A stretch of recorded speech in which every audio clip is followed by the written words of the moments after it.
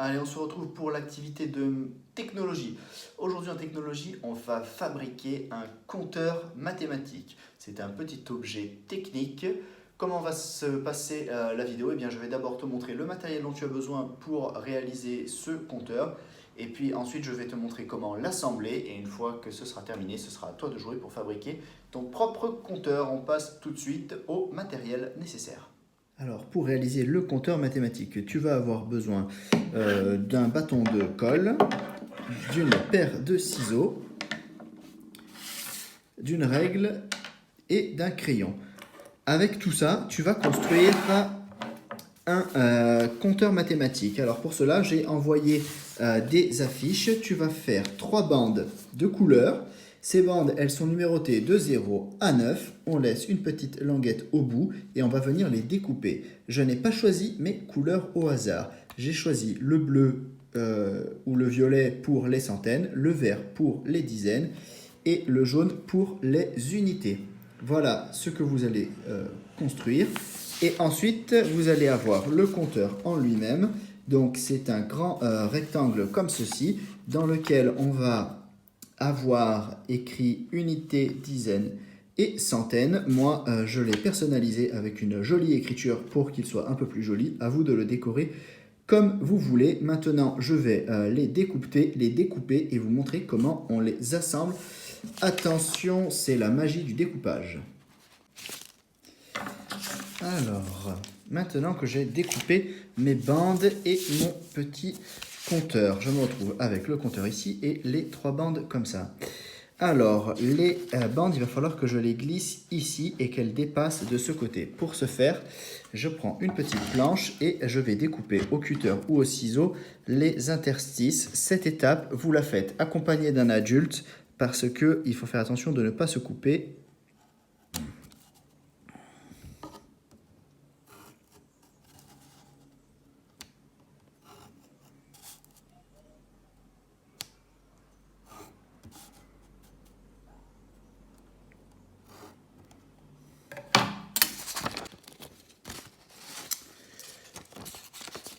Et je viens glisser ma bandelette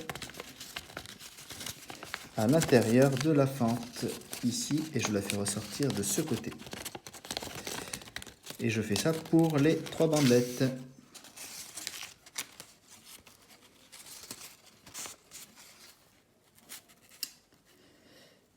Voilà, j'ai mis les bandelettes à l'intérieur des fentes pour laisser apparaître les nombres sur le devant. Maintenant, ce que je vais faire, c'est que je retourne ici mes feuilles et je vais venir coller ici sur la petite languette que j'avais laissée exprès.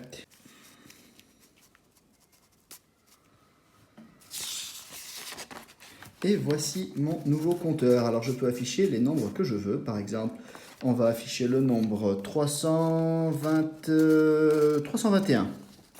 Alors je mets 3 centaines, 2 dizaines et une unité. Et voici le nombre 321. Maintenant je peux afficher le nombre que je veux en déplaçant mes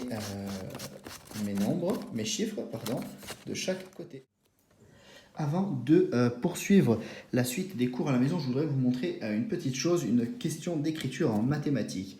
Par exemple, pour écrire le nombre 261 qui est affiché ici sur mon compteur, eh bien, on peut dire que 2 centaines, on peut l'écrire ici 2 fois 100, comme ceci.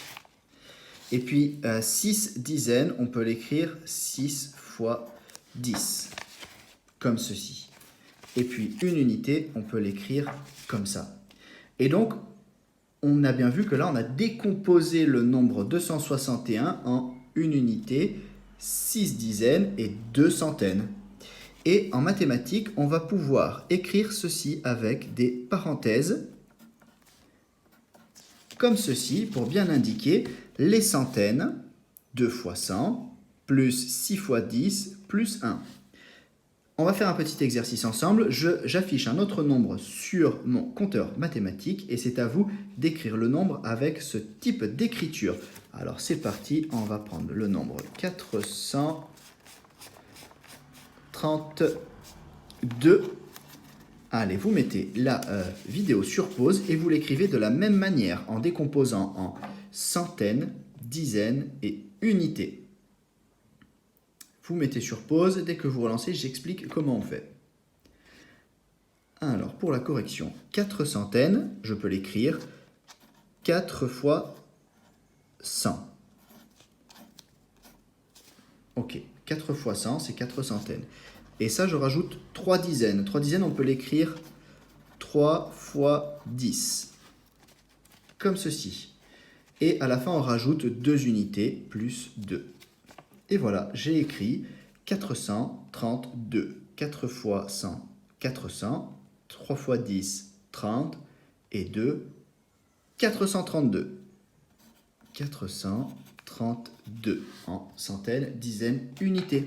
Voilà le type d'exercice qu'on va faire juste après en mathématiques. C'est pour ça qu'on a fabriqué ce petit compteur qui va pouvoir vous aider. Vous pouvez le manipuler en faisant un peu attention. Il faut laisser un peu la colle sécher à l'arrière, ici, entre le 9 et le 0, pour pouvoir bien tourner son compteur jusque 0. Alors j'ai un peu de mal à le passer dans ce sens. Peut-être qu'il passera mieux. Voilà. Dans ce sens, voilà, et ça fonctionne. Voilà, pour le compteur mathématique. N'hésitez pas à m'envoyer les photos de vos compteurs que vous pouvez personnaliser en les décorant comme vous le souhaitez. Moi, j'ai fait ma petite déco à moi, à vous de choisir la vôtre. Ce qui est important, c'est de garder ce code couleur parce que c'est celui qu'on utilise en classe avec le matériel multibase de centaines, dizaines, unités. Comme ça, on s'y retrouve. Et voilà, c'est terminé pour cette activité de technologie. J'espère que ça s'est bien passé pour toi et que ton nouveau compteur fonctionne parfaitement. Garde-le avec toi, tu en auras besoin pour la suite des activités d'aujourd'hui parce qu'on va tout de suite passer aux mathématiques dans une prochaine vidéo. Je te dis à plus tard.